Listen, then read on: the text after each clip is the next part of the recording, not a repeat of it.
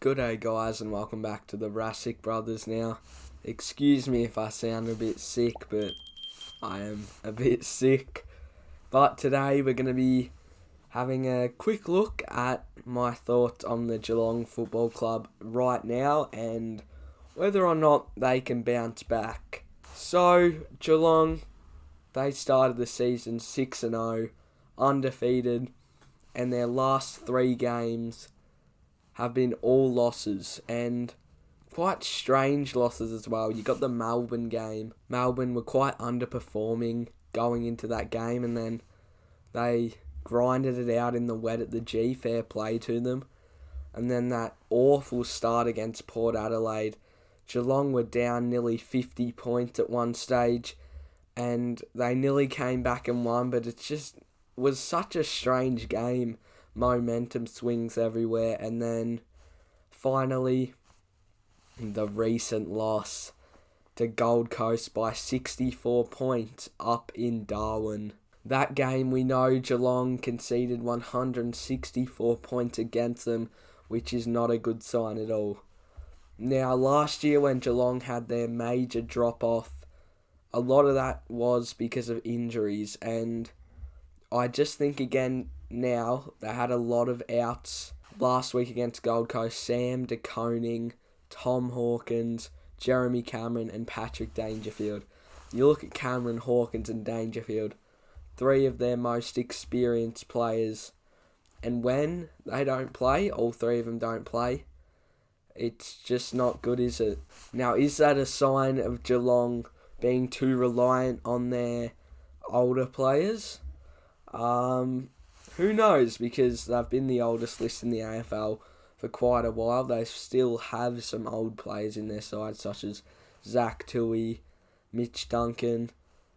But right now, it seems that injuries, as soon as Geelong get a few injuries, it does seem to worry them a bit, because last year they had a lot of injuries and outs throughout the season as well, and they had a really average, way underperforming season, and the same trend seems to be happening right now. But in saying that, if there's any team that's going to bounce back, it would be Geelong. You look at Geelong's forward line, even with Hawkins and Cameron out, you've still got Tyson Stengel, Ollie Henry, Brad Close. Those 3 right there. It's just such a talented forward line, and very promising signs for the next few years to come, because they're all still pretty young. But the one thing that concerns me is Geelong's midfield.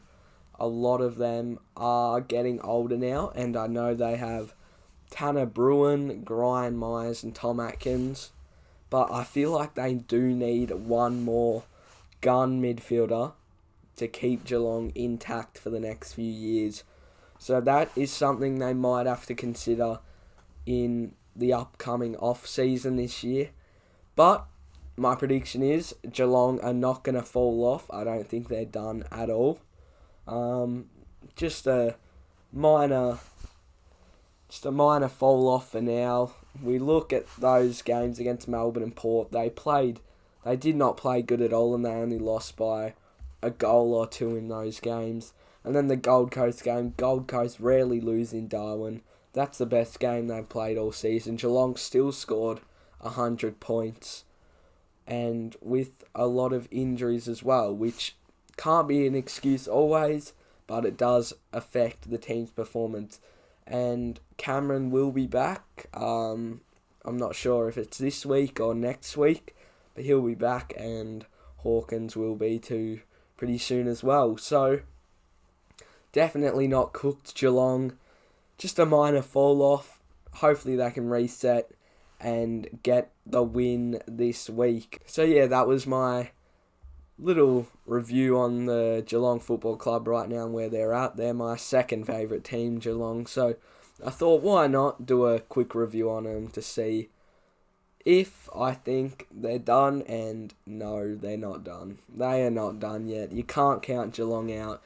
How many years in a row have we been saying they're going to fall off eventually, and they don't? Maybe last year, but they will bounce back this year. They've shown it so far. A minor delay in their actions, but I'm sure they'll bounce back again. So, Geelong, nowhere near done yet.